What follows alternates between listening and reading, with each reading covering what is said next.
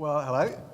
Nice to see you. Thank you for those of you who've come into the building. It's great to have you with us in the building. It's great to have people watching online. I know there are some people watching online, so it's great to have you with us.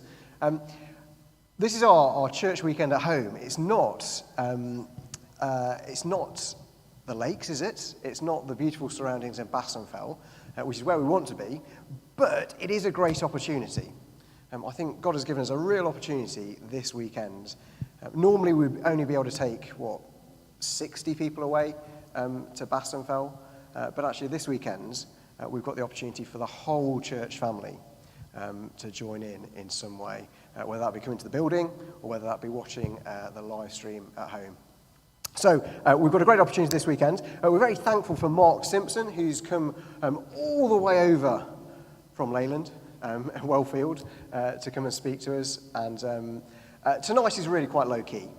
We're just really, as we would normally do on the church weekend, getting to know Mark, hearing a bit about the context that he finds himself in Wellfield and their church family, and whetting our appetite as well for the sessions that we've got coming up in Romans 12. So that's what we're going to be doing this evening. There is going to be a chance as well, if you are watching the live stream at home, at some point we want to test out whether the live chat function works. And so we're going to ask questions of Mark, and I'm going to ask him one or two questions in a moment. And we're going to ask you guys at home to type in some questions and see whether that works, and see whether we can use that over the weekend as things go on. It's always good, isn't it, to hear from God through his word.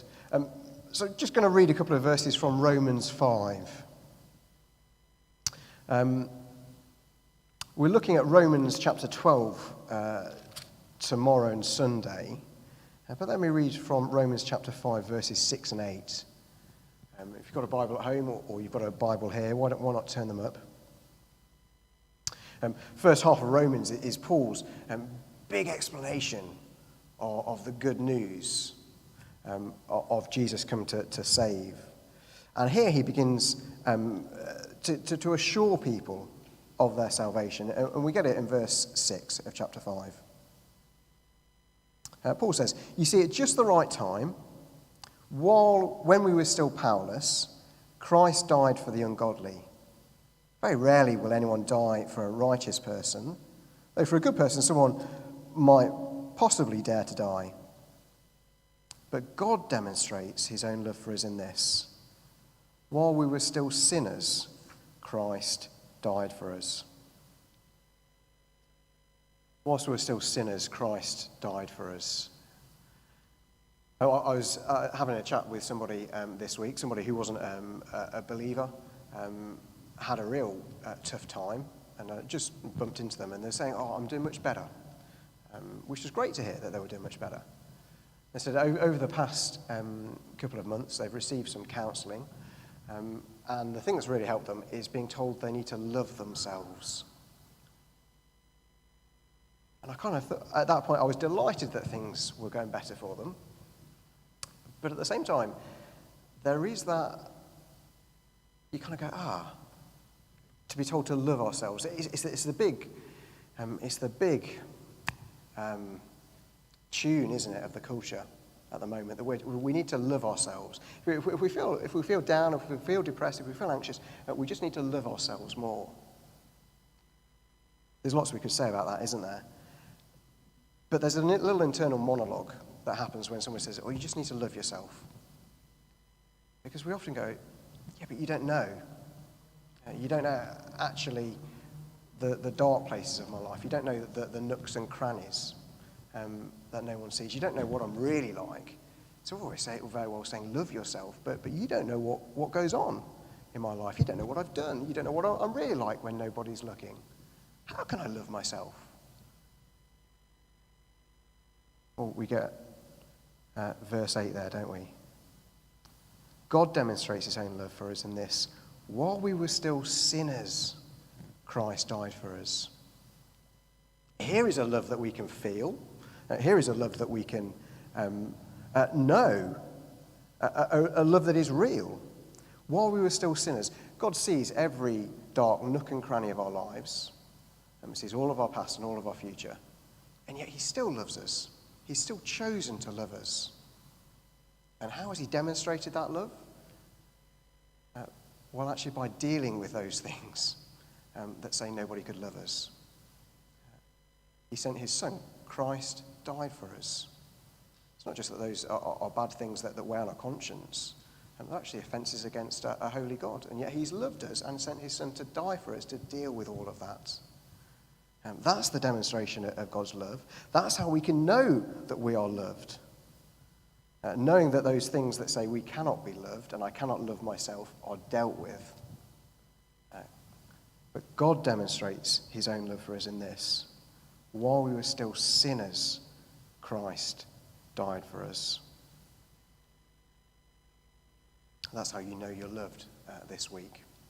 That Christ has died for you. That's how God has demonstrated his love for you.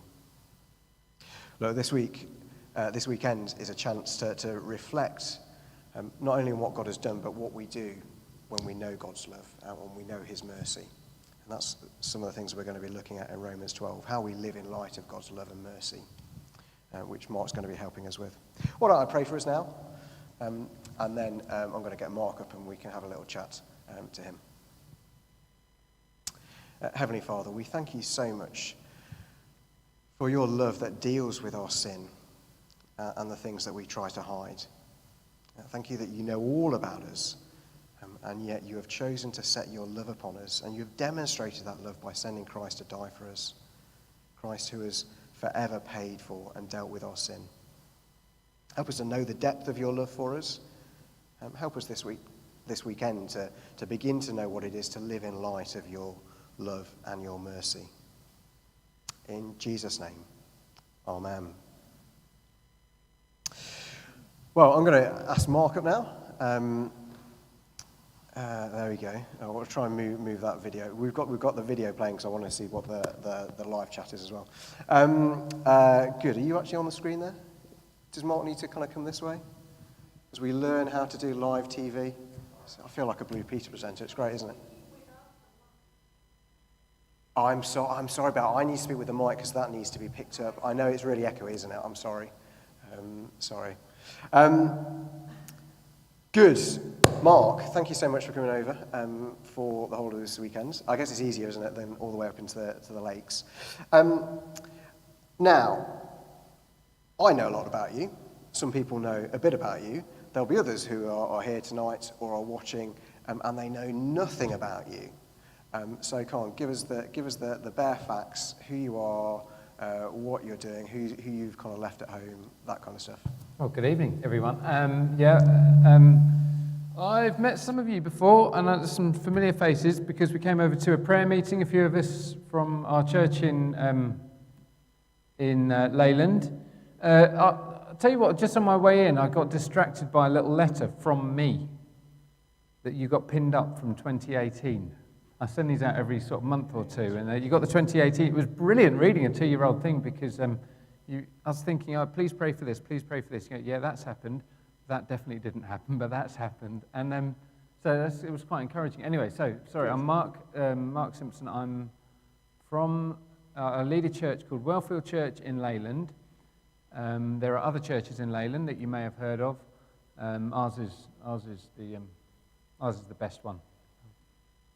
Good. Okay. Well, in a minute we'll find out why it's the best one. I should say as well, if you are on the live stream at home and you have questions for Mark as we go, type them into the live chat. I need to know it works. So please do that. Okay. So you're a church minister over at Wellfield in Leyland. Let's go a bit further back. How did you become a Christian? Always good to check it out. How did you become a Christian? Through a church youth group. I guess there'll be others here or others watching who would have that experience. So I grew up in West London, a very normal sort of family and sort of city environment. And I went to normal high school where I knew there were some Christians there. And I don't know, I can remember I was a very obnoxious teenager, like a lot of teenagers were. I can remember, it is awful. I remember throwing my rubbish on these other kids at school on the bus, because they were Christians. I don't know why I did that. I just thought that, I don't know. That was my view, that it meant nothing to me, even though my parents went to church mostly. Me and my brother didn't go. But then towards the end of high school, I had a friend who I knew. He was involved in a church youth group.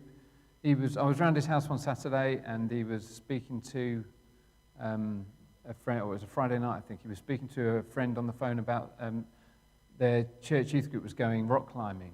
And I was just patiently waiting for him to come off the phone, thinking, that sounds really fun. And as he hung up the phone, he turned and he said, well, you can come if you want. Yeah, great. So next day I went rock climbing, or next week, whenever it was, and met this little bunch. There was only about 6 of them, and they were such nice people.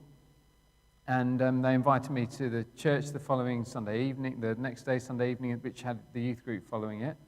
And I went along, and from that first time in church, I was amazed.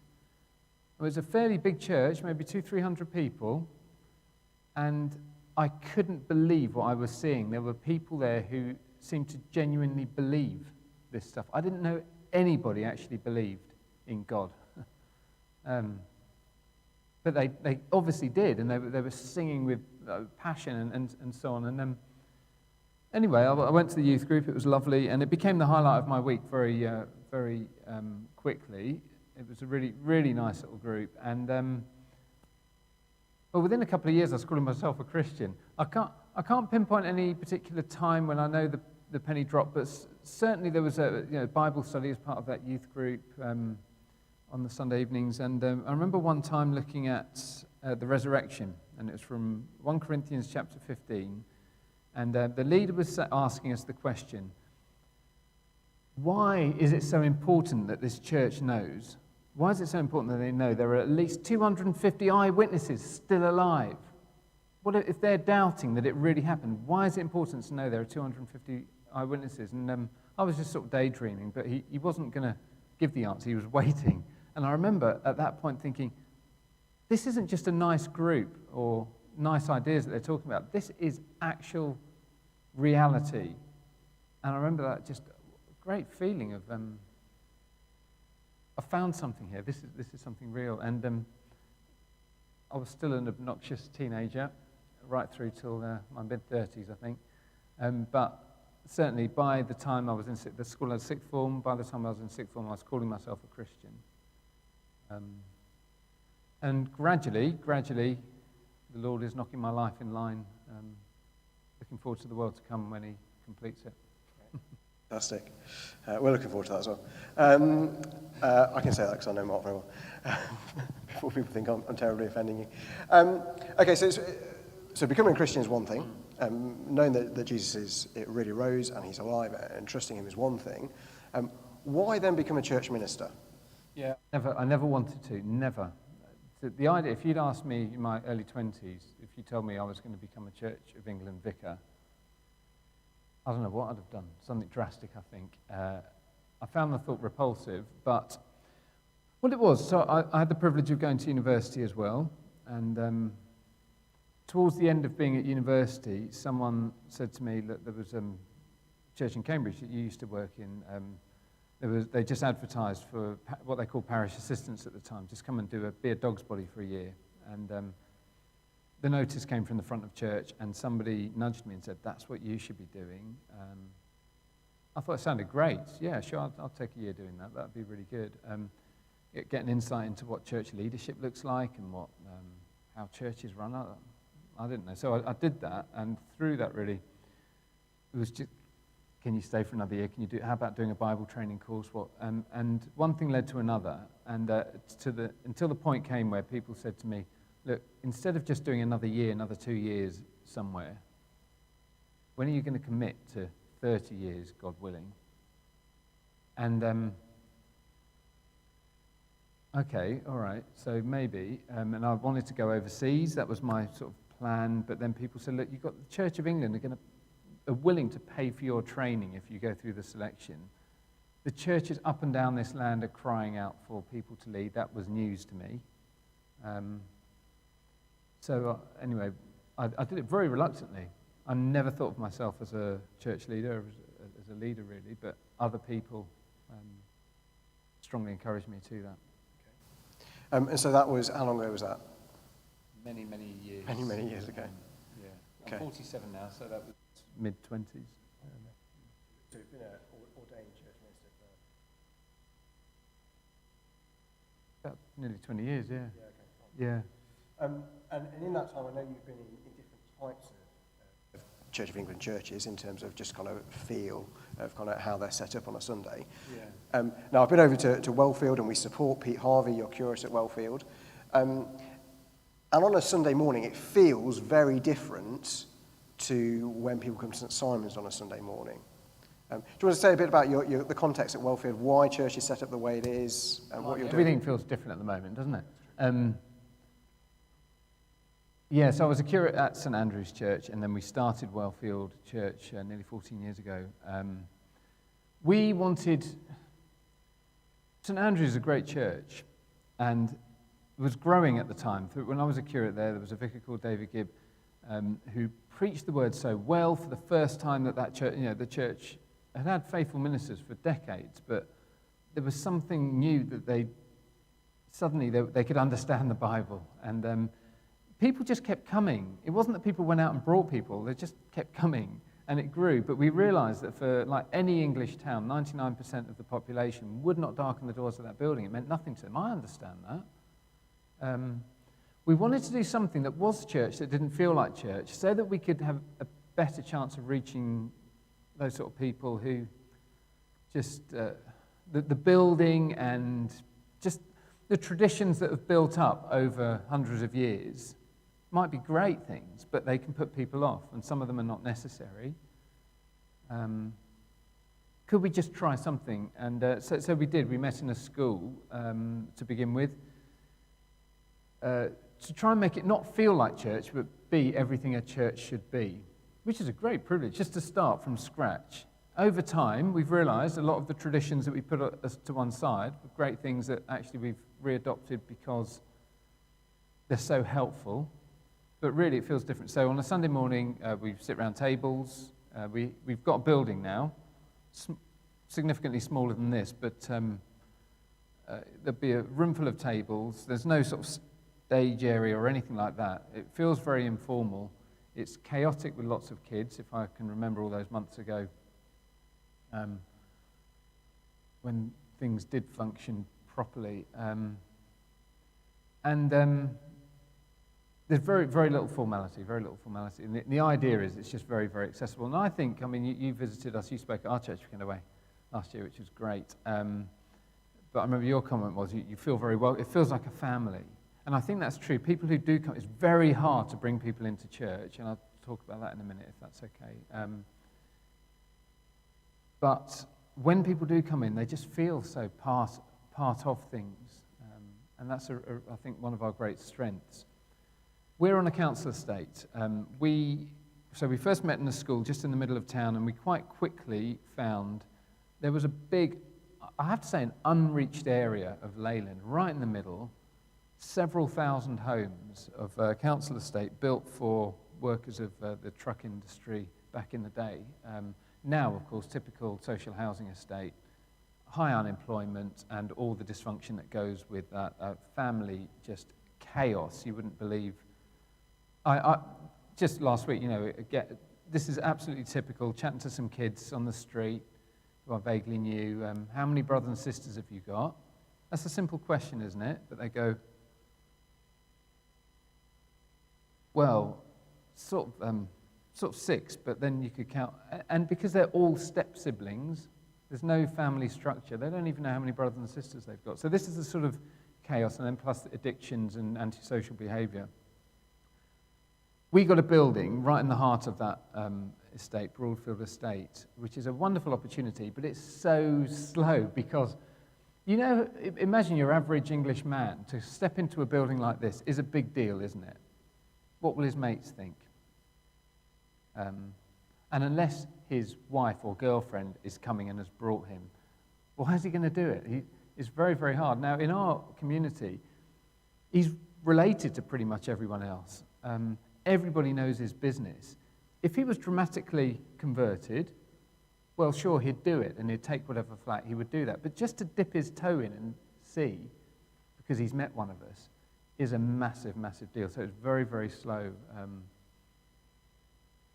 Also, like we're such slow learners as well. I think, there's some things I think we do quite well, but on the whole, I spend each week, I think, I'm failing here, I'm failing at my ministry. So we're desperate to sort of learn how to do things better, but it always feels like that. The funny thing is, week by week, I feel like I haven't done much. The church is going nowhere. And then you look back over a couple of years, like looking at that letter out there, and I think, wow, those people are in church now and converted, so the Lord does his work.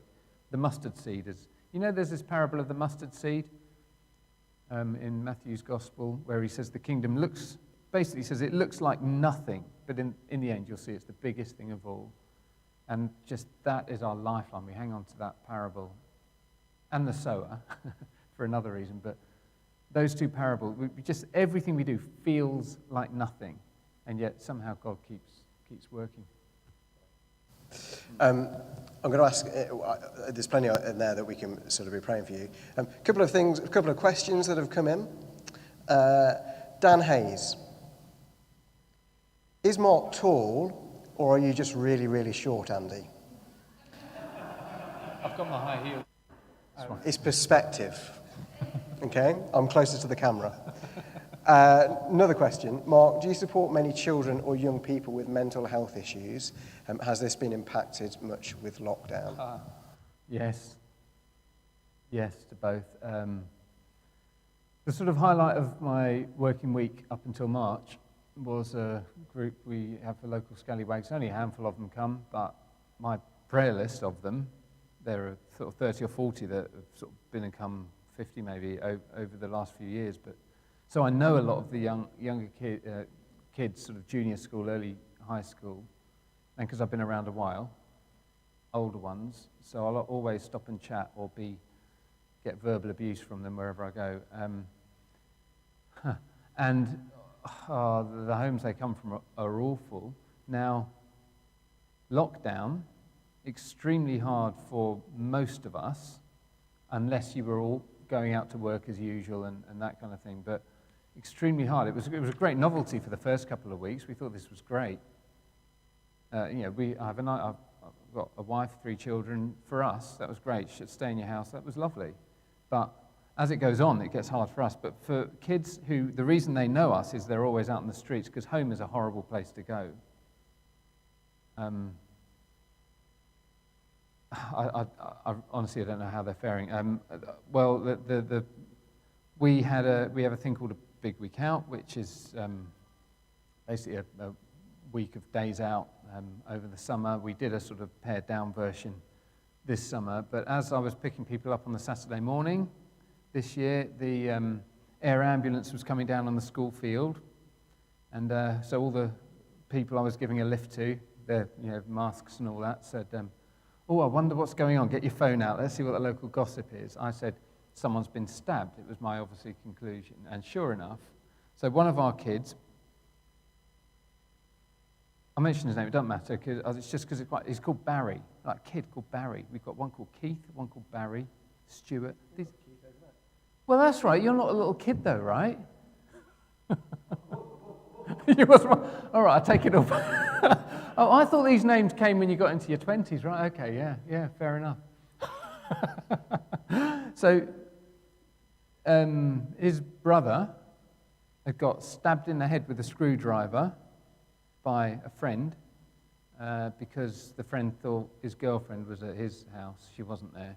But he smokes weed, which makes you paranoid, schizophrenic. The mental health problems would go to a minimum if it wasn't for marijuana, in my opinion, I think. And that's the sort of thing that goes on. So this kid, he was living with this brother. This is what happens. And so he comes to tell me with great glee, this is what's happened, because it's a drama. It's exciting, you see. So there's a sort of lives. What was the original question again? It was about, how they've been affected by lockdown. The parents, I think, are beside themselves and tearing their hair out. And I've got a friend who's a bin man. He does the blue recycling bins, and he says you wouldn't believe the amount of alcohol that's being drunk. Okay.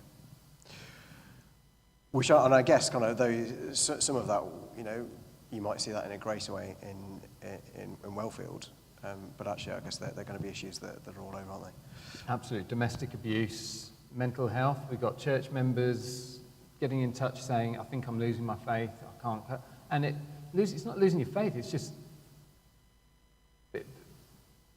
being under such pressure. People with disabled children or children who have issues for all this time. Honestly, the cost of this is going to be unmeasurable, and it's not just in our communities; it's across the world. Yeah, and I guess now, isn't it? Now more than ever, it's when the hope of the gospel, the life-changing, life-transforming news of Jesus, kind of comes into to its own, really. And there is that opportunity now, isn't there? That we're presented with. Well, look, lots that we can pray for Mark and for Wellfield.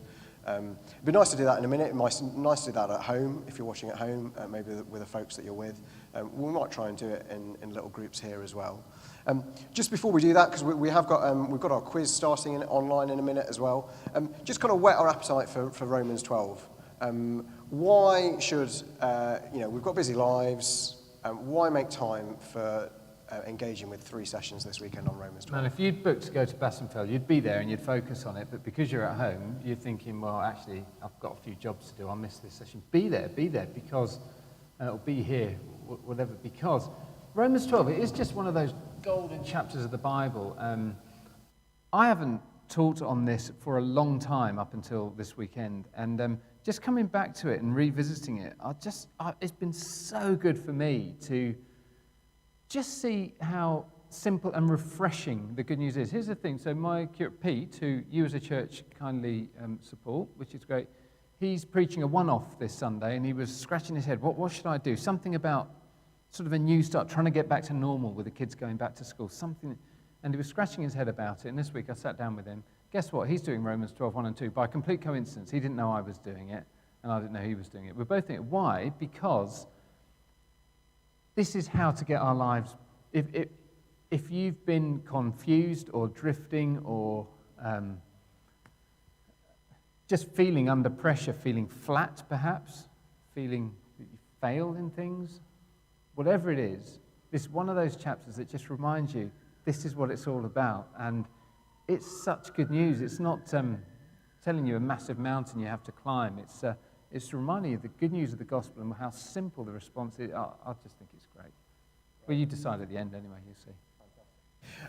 Mark, thank you so much. Why don't you have a seat? We're going to pray for Mark in a minute. It'd be nice to do that maybe here and I say at home.